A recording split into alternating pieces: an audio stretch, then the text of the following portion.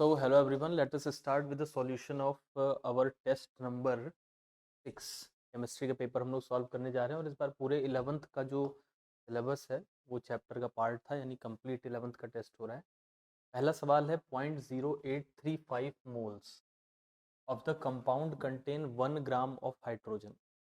Molecular formula निकालना है। तो सबसे पहले ये सोचना पड़ेगा कि अगर हम इस कंपाउंड का 0.0835 मोल ले रहे हैं तो इसमें 1 ग्राम कार्बन प्रेजेंट है। तो अगर हम इस कंपाउंड का 1 मोल लेंगे तो उसके अंदर कार्बन कितना प्रेजेंट होगा, 1 डिवाइडेड बाई 0.0835,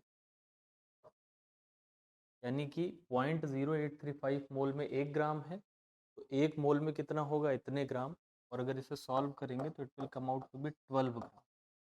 और हम जानते हैं कि हाइड्रोजन में H का जो एटॉमिक वेट होता है वो 1 ही होता है। 12 ग्राम का मतलब 12 हाइड्रोजन वाला हमें तलाश करना है और ऐसा पहला ऑप्शन हमारे पास है, तो we will go with the first option. 1 mole of CH4 contain, अगर CH4 का 1 मोल लिया जाएगा, 1 मोल CH4, तो इसको हम अगर स्प्लिट करें तो इसमें हमें मिलेगा 1 मोल कार्बन और हाइड्रोजन जो मिलेगा वो मिलेगा 4 मोल, 4 मोल ऑफ H मिलेगा। Hydrogen doesn't mean H2 here. 4 mole hydrogen के एटम मिलेंगे और 1 मोल कार्बन का मिलेगा। इन्होंने कहा है 6 इंटू 10⁻23 एटम्स, ये तो Na के बराबर है। तो हमें पता है कि हाइड्रोजन का 1 मोल तो है नहीं, 4 मोल है। ये जो वर्ड लिखा है gram atom, gram atom word का मतलब ही होता है मोल। ये लिखा हुआ है 4 मोल ऑफ हाइड्रोजन एटम, यही करेक्ट आंसर हो जाएगा। Second will be the correct option. Increasing order of bond length, तो बॉन्ड लेंथ निकालने के लिए हमें इन सबका बॉन्ड ऑर्डर निकालना पड़ेगा। यहाँ देखो हम इलेक्ट्रॉन का नंबर निकाल लेते हैं। इसमें 8 इलेक्ट्रॉन है और इसके अंदर 7 है, तो 8 और 7 मतलब ये है 15 इलेक्ट्रॉन। ये जो है ये 8 और 7 15 और इसमें से एक चला गया यानी 14 इलेक्ट्रॉन। और ये 8 7 15 में एक ग्रहण कर लिया तो इसका मतलब 16 इलेक्ट्रॉन। अब बॉन्ड ऑर्डर वैसे तो निकालने का तरीका है बॉन्डिंग, एंटी बॉन्डिंग, ये सब करके निकालते हैं, लेकिन तुरंत का तुरंत आंसर करने के लिए ऑक्सीजन का याद रखना चाहिए। O2 का जो बॉन्ड ऑर्डर होता है वो 2 होता है, O2 प्लस और O2 प्लस प्लस यानी +2। तो जब प्लस चल रहा है तो इसमें 0.5 प्लस कर देंगे, फिर प्लस चल रहा है तो 0.5 और प्लस कर देंगे यानी 3 बन जाएगा। O2 माइनस आएगा तो इसमें से 0.5 माइनस कर देंगे यानी ये 1.5 बन जाएगा। और O2 -2 आएगा जब, तो और माइनस कर देंगे यानी ये 1 बन जाएगा।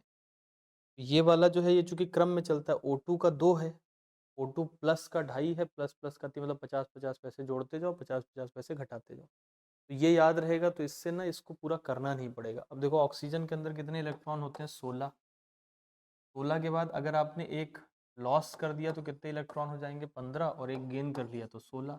तो इससे मुझे ना तीनों के बॉन्ड ऑर्डर पता चल गए कि जो NO माइनस है इसका बॉन्ड ऑर्डर हो गया 2, NO प्लस का हो गया 3 और ये जो है इसका हो गया 2.5। तो अब बॉन्ड ऑर्डर का क्रम मिल गया और हम नियम जानते हैं कि बॉन्ड ऑर्डर जो होता है it is inversely proportional to bond length. इसका बॉन्ड ऑर्डर ज़्यादा होगा, बॉन्ड लेंथ कम होगी, यानी मुझे बॉन्ड ऑर्डर के उल्टे क्रम में अरेंज कर देना है। सबसे ज़्यादा बॉन्ड ऑर्डर है NO प्लस का, तो उसकी बॉन्ड लेंथ सबसे कम होगी, तो सेकंड ऑप्शन करेक्ट हो जाए। इसका बॉन्ड ऑर्डर है 3, इसका जो बॉन्ड ऑर्डर है वो है 2.5 और इसका जो बॉन्ड ऑर्डर है NO माइनस का वो 2 है। तो देखो उल्टे क्रम में अरेंज कर दिया तो दैट विल। और ये जो डेटा है जो मैंने यहाँ पर लिखा है ये नीट में कई बार पूछा जा चुका है डायरेक्टली भी, और इससे रिलेटेड तो मतलब बहुत ही बार पूछा जा चुका है। तो इसको याद ही रखना इज़ द बेस्ट थिंग कि आप इसे याद रखें। तो do the question fast. 400 milligram का एक आयरन कैप्सूल है जिसमें 100 ग्राम फेरस फ्यूमरेट है। ये फेरस फ्यूमरेट है, यहाँ Fe नहीं लिखा हुआ है, तो दिस इज फेरस फ्यूमरेट। अब फेरस फ्यूमरेट दिया हुआ है 400 मिलीग्राम के कैप्सूल में 100 ग्राम ये प्रेजेंट है, द परसेंटेज ऑफ आयरन। तो सबसे पहले अगर मैं देखूं कि जो एक कैप्सूल इन्होंने बताया है, पूरे कैप्सूल का वजन जो है वो है 400 मिलीग्राम। इस 400 मिलीग्राम में 100 मिलीग्राम क्या प्रेजेंट है? Ferrous fumarate. Ferrous fumarate is CHCOO whole twice और आयरन। और पूछ रहे हैं कि आयरन का परसेंटेज कितना है। तो सबसे पहले तो हम ये निकाल लें कि 100 मिलीग्राम में आयरन कितना है। 100 milligram is not the wait of iron. ये जो वेट दिया है ये दिया है किसका? फेरस फ्यूमरेट का। फेरस फ्यूमरेट का अगर मॉलिक्यूलर वेट निकालेंगे तो आएगा 170।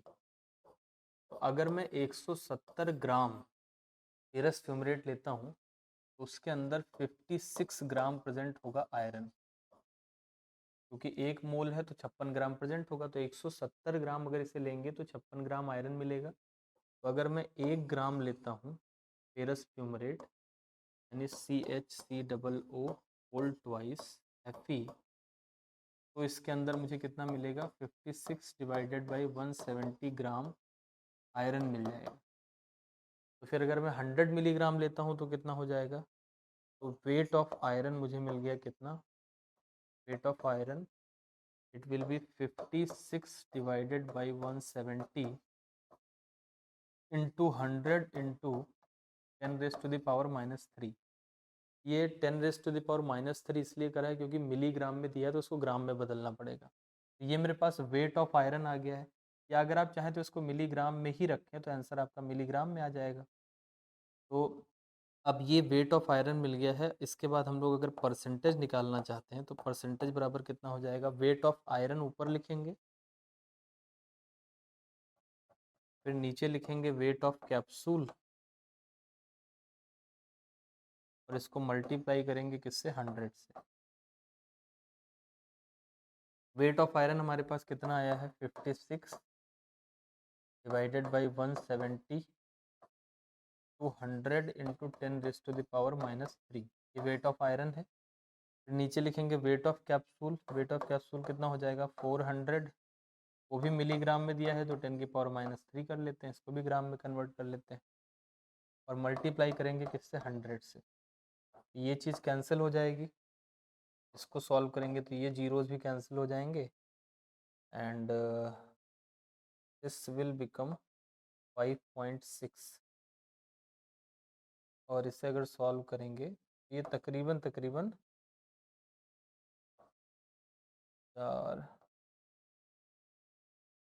1.4 अपॉन, और अभी 100 से मल्टीप्लाई करना है तो ये हो जाएगा मेरे पास 140 डिवाइडेड बाई 17। ये लगभग 8 के करीब आ जाएगा, यानी करेक्ट आंसर हो जाएगा मेरा fourth option, it will be nearly 8। तो सिस्टम कैसे हमको इस सवाल को करना था? उन्होंने कहा कि एक 400 मिलीग्राम का कैप्सूल है, उसमें 100 मिलीग्राम ये चीज़। तो पहले तो हमें ये निकालना पड़ेगा कि अगर 100 मिलीग्राम ये है तो इसमें आयरन कितना है। तो उसके लिए हमने नियम लगाया कि भाई 170 मिली, इसका 170 ग्राम लेते हैं तो 56 ग्राम होता है। तो अगर इसका 1 ग्राम लेंगे तो कितना होगा और 100 लेंगे तो कितना होगा। तो वेट ऑफ आयरन मुझे मिल गया। फिर मैंने टोटल वेट ऑफ कैप्सूल से उसको डिवाइड कर दिया और मल्टीप्लाई कर दिया किससे? 100 से। तो मुझे परसेंटेज निकल आया। 1 molar solution is that which contain 1 mole of solute in. 1 mole present होता है 1 लीटर सॉल्यूशन में, तब हम लोग बोलते हैं कि वो एक 1 molar solution.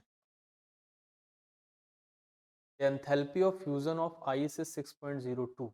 The heat capacity of water is 4.18 joule per gram per degree Celsius. What is the number of ice cube that contain 1 mole of water that are needed? देखो 500 ग्राम पानी, we have 500 gram of water, जिसको हमें 20 degree Celsius से 0 degree Celsius पे लाना है। ये है काम। इस काम को करने के लिए हम इसमें आइस क्यूब्स डालेंगे। पूछ रहे हैं कि कितनी आइस क्यूब लगेगी। तो सबसे पहले इसमें निकालते हैं कि इस काम को करने में एनर्जी कितनी चाहिए। आपको पता है Q इज इक्वल्स टू होता है MS डेल्टा T, कुछ लोग इसको C भी लिखते हैं।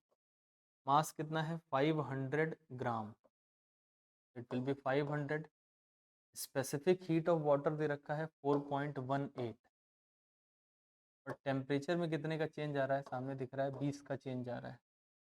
इसको मल्टीप्लाई करेंगे तो ये आ जाएगा 41.8 किलो जूल आएगा। लेकिन देखो ये 500 गुणे 2 1000 और ये 10,000 हो गया, तो 10,000 में से 1000 को बाहर कर लो, 10 इधर आ जाएगा, तो 41.8 किलो जूल आया। अब मुझे इस काम को करने के लिए इतनी हीट चाहिए।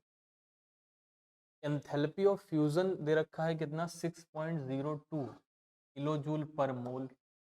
यानी कि अगर एक आइस जो है, क्योंकि एक जो वो आइस क्यूब है वो 1 मोल का है, तो अगर एक आइस क्यूब लेंगे तो उससे मुझे 6.02 किलो जूल हीट मिलेगी। अब मुझे चाहिए 41.8। नंबर ऑफ आइस क्यूब्स निकाल सकते हैं। नंबर ऑफ आइस क्यूब बराबर हो जाएगा 41.8 डिवाइडेड बाई 6.02। ये लगभग 6 × 7 = 42, यानी 7 आइस क्यूब चाहिए होगा। 7 आइस क्यूब्स आपको मिनिमम लगेंगे। सेकेंड आयोनाइजेशन पोटेंशियल किसका होगा, लिथियम का बहुत ज़्यादा होगा। लिथियम का आपको पता है एटॉमिक नंबर कितना होता है, 3। कॉन्फ़िगरेशन करेंगे तो इट विल बी 1:2s1। तो पहला इलेक्ट्रॉन तो यहाँ से निकालोगे, दूसरा निकालना पड़ेगा हीलियम प्लस से, मतलब 1s2 इज हीलियम और उसमें भी एक प्लस लगा हुआ है, तो हीलियम का ही मैक्सिमम आई होता है, तो फिर हीलियम प्लस लगाने के बाद तो और भी तूफान आ जाएगा। बॉन्ड डिसोसिएशन एनर्जी दे रखी है बहुत सारे एलिमेंट की, और इसमें पूछा गया स्मॉलेस्ट एटम कौन सा होगा। देखो ये जो Ce दिया है इसकी बॉन्ड डिसोसिएशन एनर्जी सबसे ज़्यादा है, और हम जानते हैं कि bond energy is inversely proportional to bond length. तो अगर इसकी बॉन्ड एनर्जी सबसे ज़्यादा है तो मतलब इसकी बॉन्ड लेंथ सबसे कम होगी, तो ई जो है वो सबसे छोटा एटम। जो छोटा एटम होता है वो मजबूत बॉन्ड बनाता है, तो उसको तोड़ने में ऊर्जा ज़्यादा लगती है। AR का क्वेश्चन है, एक एक्सोथर्मिक रिएक्शन का प्रिंसिपल में can not have zero activation energy. ये बात गलत लिखी है, तो इसका हो जाएगा चौथा answer, assertion is not correct. तो मैंने कहा कि ऐसा नहीं है, इन प्रिंसिपल मतलब थ्योरेटिकली, रियलिटी में नहीं चलते हैं, थ्योरी की बात कर रहे हैं। तो क्या एक एक्सोथर्मिक रिएक्शन का जीरो एक्टिवेशन एनर्जी हो सकता है, तो थ्योरेटिकली हो सकता है। एक्टिवेशन एनर्जी यानी the energy of reactant and the threshold, तो हो सकता है कि रिएक्टेंट की एनर्जी यहीं पर हो और रिएक्शन इस तरीके से चल रहा हो, तो ये है एक्सोथर्मिक रिएक्शन। और यहाँ पर ये, but again I am saying it's not in in practical, अगर इन प्रिंसिपल है, इन प्रैक्टिकल नहीं है। इन प्रिंसिपल अगर आप देखें तो आप कह सकते हैं कि हो सकता है रिएक्टेंट की एनर्जी थ्रेशोल्ड के बराबर हो, और अगर थ्रेशोल्ड के बराबर है तो फिर उसको और कोई एक्स्ट्रा एनर्जी की जरूरत नहीं है। In that case activation can have zero value. But इन्होंने कहा है can not have zero value, तो बात ही खत्म हो गई, तो मेरा असर्शन हो गया not correct. Reason, exothermic reaction में किसकी एनर्जी ज़्यादा होती है, रिएक्टेंट की, सही बात है, रिएक्टेंट की ज़्यादा एनर्जी होती है, प्रोडक्ट की कम होती है। हीट ऑफ रिएक्शन दिया है कांस्टेंट प्रेशर पे। देखो ये जो कांस्टेंट प्रेशर होता है ये दिया होता है डेल्टा एच बराबर -651, और कांस्टेंट वॉल्यूम पे जो हमसे पूछ रहे हैं, बेसिकली दे आर आस्किंग कि आप इसका डेल्टा ई निकाल के बताओ। कुछ किताबों में डेल्टा यू भी लिखा रहता है, तो इन दोनों के बीच में रिलेशन बहुत ही सिंपल सा है, delta H is equals to delta E plus delta n g R T. तो डेल्टा एच का वैल्यू दिया है -651, किलो कैलोरी में दिया है, ये जरूरी है जानना क्योंकि आर का वैल्यू रखना पड़ेगा। इज इक्वल्स टू लिखेंगे डेल्टा ई, अब डेल्टा एन जी निकालते हैं। तो देखो प्रोडक्ट में कितना, 6 मोल इसका है और 6 ये है, यानी 12 मोल प्रोडक्ट में है। रिएक्टेंट में ये तो सॉलिड है तो इसका गिनेंगे नहीं, तो सिर्फ इसका गिनेंगे।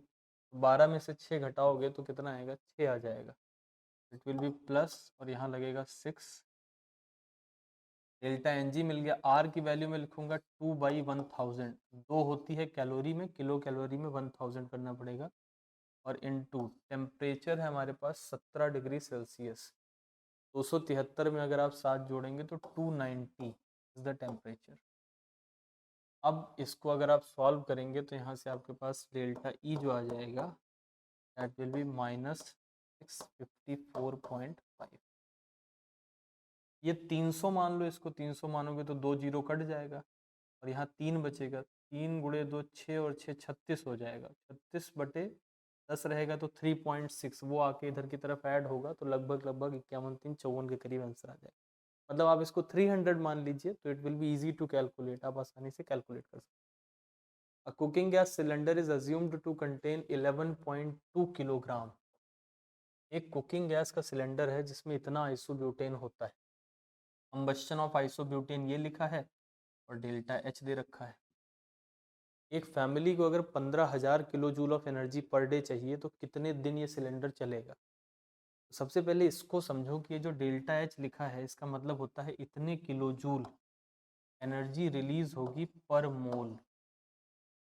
यानी अगर मैं इस पदार्थ का 1 मोल लेता हूँ, ब्यूटेन का, आइसोब्यूटेन का अगर मैं 1 मोल लेता हूँ तो फिर 2658 किलो जूल एनर्जी रिलीज होगी। 1 मोल का मतलब क्या हुआ, 12 गुणे 4 48 और 10 58। यानी अगर मैं 58 ग्राम आइसोब्यूटेन जलाता हूँ तो मुझे मिलेगा 2658। इतने किलो जूल एनर्जी मुझको मिलेगी अगर मैं 58 ग्राम जलाऊं तो 58 gram means 1 mole. It is as per the data. तो 1 ग्राम जलाने पे कितना मिलेगा मुझे, it will be 2658 divided by 58। 1 gram जलाने पे तो एक सिलेंडर में 11.2 kg है, तो 11.2 kg अगर मैंने जलाया तो कितनी एनर्जी मिलेगी, it will be 2658 divided by 58 into 11.2 into 10⁻³ करना ना भूलना, क्योंकि ये 1 ग्राम के लिए निकाला। किलोग्राम में तो 1000 से गुणा भी करना पड़ेगा। अब एक सिलेंडर से मुझे इतनी एनर्जी मिलेगी और एक दिन के लिए चाहिए 15,000, तो नंबर ऑफ डेज निकालने के लिए क्या करेंगे, नंबर ऑफ डेज, कितने दिन ये सिलेंडर चलेगा, it will be 2658 multiplied by 11.2 into 10⁻³ और डिवाइड करेंगे इसको किससे, 15,000 से। अब ये 1000 तो इसको लेकर चला गया और इसको थोड़ा अगर आप सॉल्व वॉल्व करेंगे ये 34 के करीब आएगा। 34 days will be the correct answer. मतलब ये भाग करना बाकी रह गया तो it will be 34 days. Assertion reason है atom can neither be created not destroyed. एकदम सही बात लिखी है असर्शन। ये बात डाल्टन ने बताई थी पहली बार। Under similar condition of temperature and pressure equal volume of gases does not contain equal number of atom. ये गेल-लुसाक्स लॉ के अगेंस्ट चला गया। आपको पता है कि अगर इक्वल वॉल्यूम होगा तो नंबर ऑफ एटम्स भी जो होंगे वो इक्वल होंगे, ये गेल-लुसाक ने बताया था। उसके विपरीत चला गया तो मतलब रीजन इनकरेक्ट है, but assertion is correct. Maximum number of electron in a subshell, याद करने वाला डेटा है 4l+2। इसको एम से एक बार पूछ भी चुका है।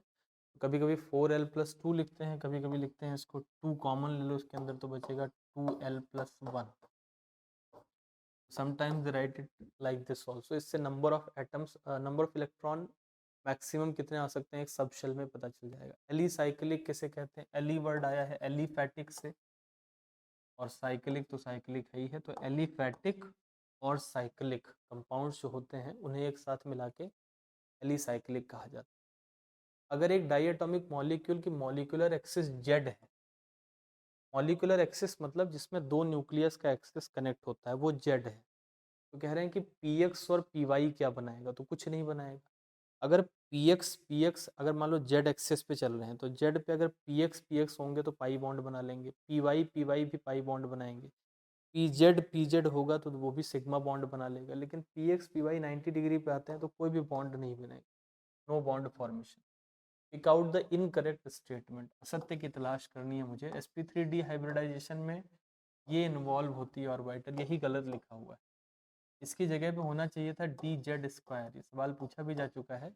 sp3d हाइब्रिडाइजेशन में बनती है ट्राइगोनल बाईपिरामिडल ज्योमेट्री। तो एक तो आपको pz वाला मिल जाता है नीचे की तरफ, एक आपको dz चाहिए होता है ताकि आप दो एक्सेस बना सकें, इसलिए ये गलत जवाब हो जाएगा इसमें। An element with atomic number 106, 106 है, तो 106 में सबसे पहले तो आप रेडॉन को ले आओ। रेडॉन माने आपके यहाँ पर 86 इलेक्ट्रॉन तो यहाँ खर्च हो गए, 86 होता है। अब बचे हैं 106 में 20 इलेक्ट्रॉन, तो 20 इलेक्ट्रॉन को अरेंज करना है। आपको पता है रेडॉन 6th पीरियड का मेंबर है, तो उसके बाद कौन आएगा, 5f तो आएगा। 7th पीरियड का मेंबर है तो उसके बाद 5f तो आएगा ही और 7s आएगा। तो अगर हम लोग ऐसे नॉर्मली सोचे तो 7s2 एंड 5f14, 14 तो 16 हो गया, और 7th पीरियड है तो 6d, 6d में कितने 6 हो जाएंगे। ये नॉर्मल होता है, लेकिन आपको पता है ये जिस ग्रुप में आएगा ये आएगा क्रोमियम वाले ग्रुप में, और क्रोमियम में आपको पता है ना एक इलेक्ट्रॉन मूव कर जाता है, 16 यहाँ 4 होना चाहिए सॉरी, तो तो ये एक मूव कर जाएगा अगर, तो उससे ये हाफ फिल्ड हो जाएगा, तो that is an exceptional configuration. तो ये हो जाएगा रेडॉन, और रेडॉन के बाद फिर ये हो जाएगा 5f14, ये तो पूरा ही भरा जाएगा। फिर ये जो 7s का एक इलेक्ट्रॉन है ये इधर आ जाएगा और 6d में 5 चले जाएंगे। जिस प्रकार क्रोमियम में होता है उसी तरह बिल्कुल ये उसी के नीचे आने वाला एलिमेंट है, तो same type of behaviour show करेंगे। करेक्ट आंसर पहला हो जाएगा। 25 degree Celsius for combustion of 1 mole of liquid benzene, the heat of reaction at constant pressure. Again वही सवाल है, कांस्टेंट प्रेशर पे इतना दे रखा है, तो कांस्टेंट वॉल्यूम पे पूछा गया है, तो वही लगाएंगे हम लोग, delta H is equals to delta E plus delta n g R T. इसमें डेल्टा एच का वैल्यू दे रखा है 780980, मोबाइल नंबर जैसा लग रहा है, 780980 नेगेटिव में दे रखा है, is equals to delta E मुझे निकालना है, प्लस का चिन्ह लगाएंगे। डेल्टा एन जी कितना होगा, तो यहाँ 6 है और इधर की तरफ 15/2 मतलब 7.5। 6 गैस के मॉलिक्यूल, 6 में से 7.5 घटाएंगे तो आएगा -1.5, -1.5 इंटू आर का वैल्यू हमें कैलोरी में रखना है तो 2 रखेंगे, और टेम्परेचर इन्होंने कितना दिया है 25 डिग्री सेल्सियस यानी 298 रखा जाएगा। ये हो गया इतना, तो ये कैलोरी में ही मुझे आंसर लाना है, तो ये ओवरऑल आके इधर की तरफ ये माइनस हो जाएगा, इधर जब आएगा तो प्लस हो जाएगा यानी घटेगा। अब इसको अगर सोचे 300 मान लें, तो ये 300 हो गया, 1.5 गुणे 2 3 होता है, तो 300 गुणे 3 मतलब 900 आ जाएगा। तो इधर की तरफ आके इसमें से 900 घट जाएगा तो बचेगा 780 और ये 80 बचेगा। तो 780 और 80 के करीब वाला आंसर मैं टिक करूंगा, और नेगेटिव में आंसर आएगा क्योंकि ये वैल्यू बड़ी है। करेक्ट आंसर मेरा हो जाएगा first option. In which of the following reaction the value of Kp is equals to Kc। Kp Kc में रिलेशनशिप क्या होता है, Kp is equals to Kc R T delta n g. यहाँ पर अगर ये डेल्टा एन का value 0 आ जाए तो Kp Kc बराबर हो जाएंगे। यहाँ देखो प्रोडक्ट में 2 मोल हैं, यहाँ कुछ नहीं लिखा है तो 1 होगा, और एक जोड़ोगे तो 2 आ जाएगा, तो 2 में से 2 घटाओगे 0 आ जाएगा। तो correct answer will be first option. 444 degree Celsius the equilibrium constant K for the reaction is 1/64। तो डिग्री ऑफ डिसोसिएशन बोला गया, तो ऐसा सवाल आएगा तो आपको थोड़ी मेहनत करनी पड़ेगी इसमें। 2AB और इससे बन रहा है A2 प्लस B2। अब इक्विलिब्रियम चैप्टर में अगर न्यूमेरिकल आ रहा है, एक बात तो मान के चलो कि आपको उसमें ये वाला मेहनत तो करना ही करना पड़ेगा। यहाँ पे शुरू में कितने मोल दिए गए हैं, कांस्टेंट फॉर द नहीं दिया गया है तो स्टोइकियोमेट्रिक मोल को ही मान लेते हैं, तो 200, यहाँ 2 में से जाएगा 2 अल्फा, यहाँ पे आएगा अल्फा और यहाँ पे आएगा अल्फा। अब इसके लिए अगर मैं K लिखना चाहूँ तो K will be A2 B2, इधर लिखेंगे तो ये बन जाएगा alpha square and it will B 2 minus 2 alpha का स्क्वायर।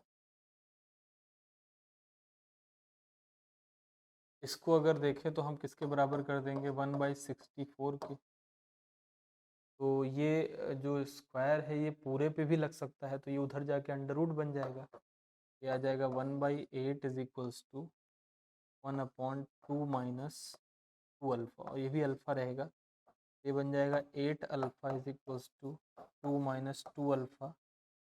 ये इधर आ जाएगा तो कितना बन जाएगा 10 alpha is equals to 2, which implies that alpha is equals to 2/10, मतलब 1/5 यानी 0.2, 30% ये निकल के सामने आ जाएगा। तो correct answer for this question will be 20%। Question number 66 में कहा गया है in a chemical equilibrium the equilibrium constant is found to be 2.5। तो हम जानते हैं Kc बराबर होता है K forward upon K backward. Backward दे रखा है, इक्विलिब्रियम कांस्टेंट दे रखा है, तो ये 2.5 हो जाएगा is equals to K forward divided by 3.2 into 10⁻⁻²। अब इन दोनों को अगर गुणा करेंगे तो 8 आ जाएगा, तो इट विल बी 8 इंटू 10⁻²। ये एक रिएक्शन है, इसका K बराबर 4 दे रखा है, और कह रहे हैं कि इक्विलिब्रियम अटेंड होगा तो कितने मोल इथाइल एसीटेट के बनेंगे, ये सवाल में पूछा गया। Again we have to write the reaction CH3POOH plus C2H5OH और इससे बनेगा CH3PO C2H5 और साथ में पानी बनेगा। अब इसमें चूंकि शुरुआत के मोल इन्होंने 1 मोल ईच कहा गया, तो मतलब 1 मोल इसका लिया 1 मोल इसका लिया, इसका 0 होगा 0 होगा। अब यहाँ से जाएगा 1 माइनस अल्फा, ये भी 1 minus alpha, it will be alpha and it will be alpha. ये हो गया मेरे पास। अब जब इक्विलिब्रियम कांस्टेंट इसका लिखेंगे तो Kc will be equal to alpha का स्क्वायर, ये 2 बार आ जाएगा, अपॉन 1 माइनस अल्फा का भी स्क्वायर हो जाएगा, ये भी 2 बार आ जाएगा, और इसका वैल्यू हमें दे रखा है 4। इसको ले जाओगे उधर तो अंडर रूट बनेगा, अंडर रूट बनने का मतलब ये 2 बन जाएगा, तो it will be alpha upon 1 minus alpha is equals to 2 आ जाएगा। तो 2 minus 2 alpha is equals to alpha.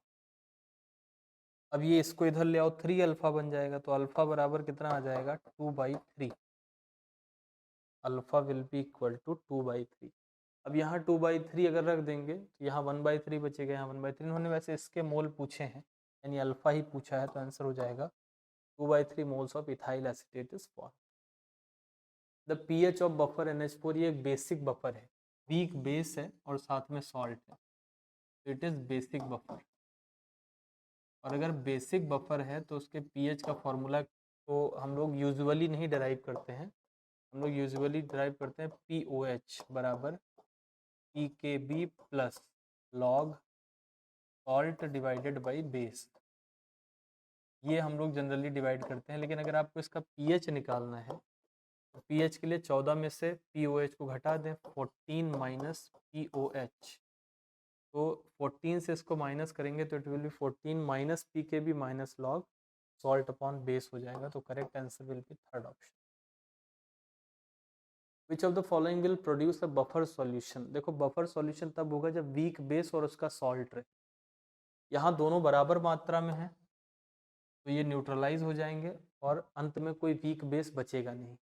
Weak base ज़्यादा होना चाहिए ताकि वो लास्ट में बचे और सॉल्ट भी बने। यहाँ पर देखो वीक बेस कम है, ये भी नहीं चल पाएगा। यहाँ भी ये वीक बेस ज़्यादा है और ये 0.05 मोल है, तो this will be the correct answer. तीसरा सही हो जाएगा। ये तो सॉल्ट ही है, सॉल्ट के साथ NaOH दिया गया, वो भी दोनों बराबर दिए गए हैं। अब देखो इसमें ये समझना है आपको कि 0.1 मोल पर डेसीमीटर क्यूब मतलब पर लीटर ही होता है।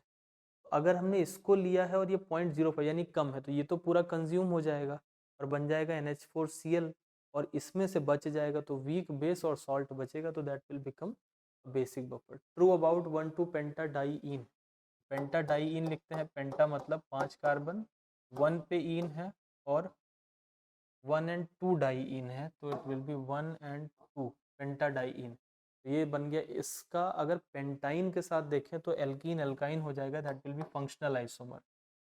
देखो पाई बॉन्ड इक्विवेलेंट या डबल बॉन्ड इक्विवेलेंट, अगर मैं इसको पेंटाइन बना दूं तो भी 2 पाई बॉन्ड रहेंगे। ये दोनों आपस में आइसोमर हैं और दोनों आपस में functional isomer. Arrange in decreasing order of PKB। अब देखो PKB पहले समझना पड़ेगा। PKB का मतलब क्या हुआ कि अगर PKB किसी का ज़्यादा है तो मतलब उसका KB जो है वो कम है, यानी कि उसका बेसिक स्ट्रेंथ कम है, बेसिक कम है। और अगर बेसिक कम है तो मतलब एसिडिक स्ट्रेंथ क्या है, ज़्यादा। और एसिडिक ज़्यादा वो होते हैं जिनमें -I वाले ग्रुप लगे रहे। जिसमें -I वाला अच्छा ग्रुप लगा है उसकी एसिडिक स्ट्रेंथ ज़्यादा होगी। एसिडिक स्ट्रेंथ ज़्यादा तो मतलब बेसिक कम, बेसिक कम मतलब KB कम, KB कम मतलब PKB ज़्यादा। तो कहने का मतलब जिसमें तगड़ा -I लगा होगा उसका PKB सबसे ज़्यादा होगा। अब आप देखो तगड़ा -I लगा है इसमें और इसमें, इसमें थोड़ा दूर लगा हुआ है, बीच में 2 CH2 आ रहे हैं, इसमें सबसे पास है। तो ये जो C है इसका मुझे जो PKB मिलेगा वो सबसे ज़्यादा मिलेगा, तो C मेरा नंबर 1 पे आना चाहिए। इतने से ही आपका काम चल जाएगा। C के बाद ऑब्वियसली फिर कौन आएगा, B आएगा, B के बाद फिर आएगा A और A के बाद फिर आएगा D। अच्छा यहाँ पे 2 लोग हैं और नंबर और पावर में नंबर को ज़्यादा महत्ता दी जाती है। नंबर पहले आता है, पावर बाद में आती है। तो 2 लोग हैं तो इसलिए ज़्यादा इंपॉर्टेंस दी जाएगी। Which of the following compound liberate methane when treated with excess of methyl magnesium iodide. तो आपको मैंने बताया था पहले भी, इसको सिर्फ H चाहिए और H इसको यहाँ से मिल जाएगा, ये ट्रिपल बॉन्ड है, यहाँ से भी मिल जाएगा, यहाँ से भी मिल जाएगा, लेकिन इससे नहीं मिलेगा H, ये एल्डिहाइड है। तो करेक्ट आंसर हो जाएगा only A, B and C। ये orbital angular momentum of p electron formula होता है अंडर रूट L+1 H/2 या फिर इसको हैश भी कहते हैं। L का वैल्यू 1 लिखेंगे तो 1 और 1 + 1 2 हो जाएगा, तो इट विल बी √2 H/2 और I can also right it H/√2 correct answer third हो जाएगा P के लिए। इन द क्लोरीनेशन, क्लोरीनेशन आपको पता है फ्री रेडिकल मैकेनिज्म से चलता है, तो फ्री रेडिकल में 3 डिग्री सबसे तेज, फिर 2 डिग्री, फिर 1 degree. Ethyl chloride, ethyl chloride मतलब CC एंड Cl, इसको हीट करेंगे तो ये पोटेशियम इसके साथ हीट करेंगे तो it will become C2H4, alcoholic KOH के साथ एलिमिनेशन देगा, करेक्ट आंसर हो जाएगा C2H4। ये unknown compound A, B and C in the reaction sequence. अब देखो ये अननोन कंपाउंड है, मुझे ये पता है कि इस अननोन कंपाउंड और इस अननोन कंपाउंड दोनों में ब्रोमीन होना चाहिए क्योंकि यहाँ ब्रोमाइड बन रहा है। तो क्लोराइड वाले ऑप्शन को काट दो, क्लोराइड वाले ऑप्शन को काट दो। अब ब्रोमाइड वाले बचे 2 ऑप्शन। अब 2 ऑप्शन में देखो ये है आइसोप्रोपाइल ब्रोमाइड से प्रोपीन बना और उधर मिथाइल ब्रोमाइड से प्रोपीन कैसे बन जाएगा। यहाँ तो कार्बन 1 है और यहाँ पे कार्बन 3 है, तो ये कोई एडिशन का रिएक्शन तो है नहीं, ये तो एलिमिनेशन का रिएक्शन है, यानी दोनों तरफ कार्बन भी सेम होने चाहिए। तो एक ही ऑप्शन अपने पास बचा, that is 4th option. Given below are 2 statement, इसके लिए अच्छा इसका नाम 3 मिथाइल ब्यूटेनोइक एसिड है, ये थोड़ा सा इसको 3 मिथाइल जैसा आपके पेपर में दिया होगा, it is 3 methyl butanoic acid. तो चेक कर लेते हैं कि क्या ये इसका सही नाम है। तो यहाँ 1 नंबर आएगा, यहाँ 2, यहाँ 3, यहाँ 4, तो correct it is 3 methyl butanoic acid. Polyfunctional group में the substituent should be given lower number than the principal functional group, ऐसा तो बिल्कुल नहीं है। Assertion is correct but reason is not. Functional group से ज़्यादा प्रायोरिटी हम कभी भी सब्स्टिट्यूएंट को नहीं दे सकते। Among the following one which react most readily with ethanol, ethanol is C2H5OH, इसके साथ हमें रिएक्शन कराना है और इसमें से ज़रा पैरा नाइट्रो बेंजाइल ब्रोमाइड लगा देते हैं। ये बन गया बेंजाइल, इसमें ब्रोमीन लगा दिया। अब देखो, और ये बन गया पैरा पे नाइट्रो लगा देते हैं। तो एक चीज़ ज़रा सोचो, इससे जब इसका रिएक्शन होगा तो SN रिएक्शन होंगे, न्यूक्लियोफिलिक सब्स्टिट्यूशन। ये ब्रोमीन यहाँ से हटेगा और हटेगा तो यहाँ कार्बोकेटायन बनेगा। अब इस कार्बोकेटायन को स्टेबल करने वाला यहाँ लगाओगे तो अच्छा रिएक्शन करेगा, और अगर यहाँ ये -I-M लगाओगे तो गड़बड़ी कर देगा। तो नाइट्रो गड़बड़ करेगा, क्लोरो आपको पता है हेलोजन है, हेलोजन का -I ज़्यादा प्रोमिनेंट होता है तो ये भी गड़बड़ करेगा।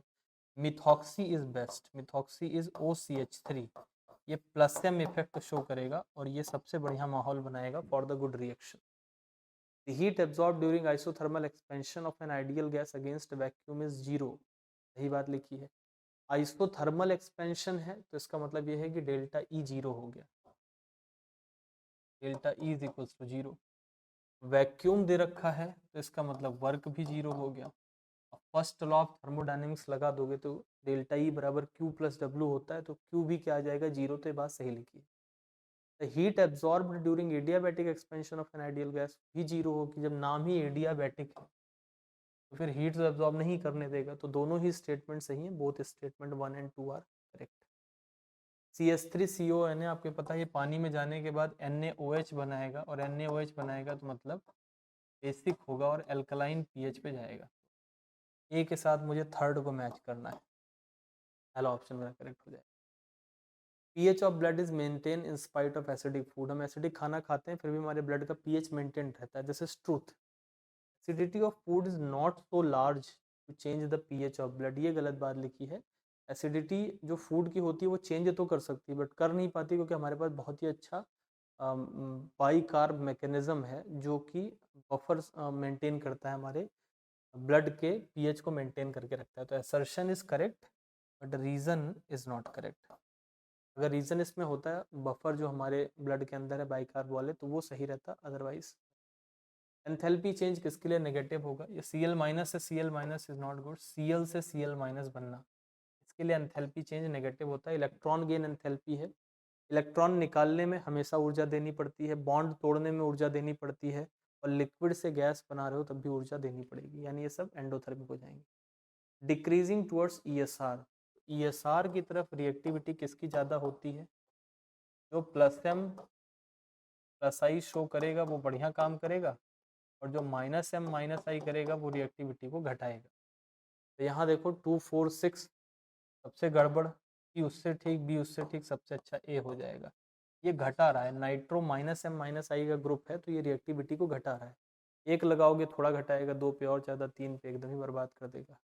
एक इलेक्ट्रॉन इज एक्सेलरेटेड, ये याद रखना है। इलेक्ट्रॉन के लिए आपको डी ब्रॉगली वेवलेंथ 12.3 याद रखनी है, इलेक्ट्रॉन प्रोटॉन न्यूट्रॉन के लिए याद रखो तो it's good. Thermochemical reaction C plus graphite, इससे हमें इस रिएक्शन को बनाना है। तो अगर हम इन दोनों रिएक्शन को सीधे जोड़ देते हैं, CO गैस कट जाएगा, कार्बन ग्रेफाइट बचेगा, हाफ हाफ जुड़ के 1 हो जाएगा, और CO2, यानी सीधे जोड़ना है, दोनों को जोड़ोगे तो आएगा -393.7 kilo joule. Relative mono rate of mono nitration of R(C6H5), अब R अगर मोनो नाइट्रेशन करवाना है और R है CH3NO2, फिर वही ESR की बात है, तो ESR में आपको पता है सबसे बढ़िया रिजल्ट OH देगा, क्योंकि इसका प्लस एम इफेक्ट लगेगा, इनका लगेगा माइनस आई, इनका माइनस एम भी लगेगा और माइनस आई भी लगेगा, इनका लगेगा प्लस हाइपर कॉन्जुगेशन। पहले सबसे नंबर 1 पे आ जाएगा OH, 3 ऑप्शन में है, फिर उसके बाद होगा OH के बाद CH3, फिर आएगा Cl, and then after NO2 सबसे पीछे आएगा। तो best result will be given by OH, then after CH3, then after Cl, then after NO2, यानी सबसे अच्छा ऑप्शन चौथा हो जाएगा। देखो ये तो सपोर्ट कर रहा है, प्लस एम से सपोर्ट कर रहा है, ये कम से कम हाइपर कॉन्जुगेशन से सपोर्ट कर रहा है, ये दोनों विरोध कर रहे हैं, तो ये माइनस आई से ही कर रहा है, ये तो माइनस एम माइनस आई दोनों से ही अपोज कर रहा है, ये करेक्ट ऑप्शन हो जाएगा। Which of the following statement is incorrect, असत्य को ढूंढना है। Extra stability of half filled and completely filled orbital among gas and p block element is reflected in trend of I, दिखता ही है, जो हाफ फिल्ड वाले होते हैं एक कदम आगे चले जाते हैं। Extra stability of half filled and completely filled orbital EA के ट्रेंड में भी दिखता है, ये भी सही बात है।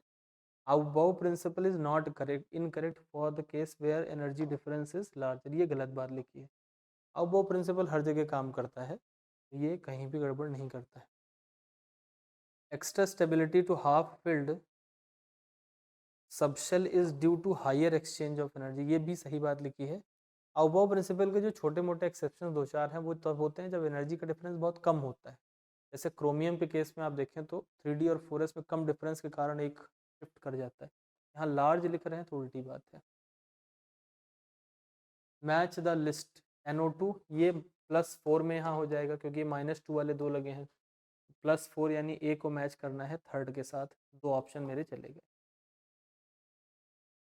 अब B पे चले आते हैं, ये है +1 और ये है -2, तो ये है नाइट्रोजन +1 में होगा, यानी B के साथ मैं मैच करूँगा फोर्थ को, यानी मेरा करेक्ट आंसर ये हो जाएगा।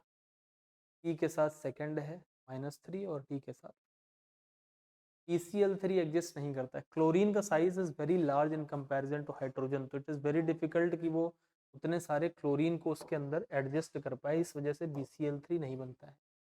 Which of the following chemical reaction depict oxidizing behaviour, यहाँ पर आप देखो आयोडीन -1 में है, यहाँ आयोडीन 0 पे है, तो कोई -1 से 0 गया है तो मतलब ऑक्सीडाइज हुआ है, और अगर ये ऑक्सीडाइज हुआ है तो किसी न किसी ने ऑक्सीडाइज कराया होगा। किसने कराया है? H2SO4 ने। It means this reaction says the oxidizing behaviour of H2SO4। This was all about your paper. कुछ क्वेश्चंस जो है वो पिछले टेस्ट के रिपीट भी थे, ठीक है, एक आध दो क्वेश्चन रिपीट आना इज ऑल्सो गुड, कि आपको थोड़ा सा डेटा भी ऐसे याद रहे। Average paper I will call it a good paper. इसमें आपका स्कोर जो है वो 40 प्लस होना चाहिए। 40 नंबर की बात again I am not saying, 40 plus questions is mandatory to solve. This was all about the solution of this CIETS। In the next paper I will see you again. तब तक के लिए पढ़ाई करते रहें। All the best.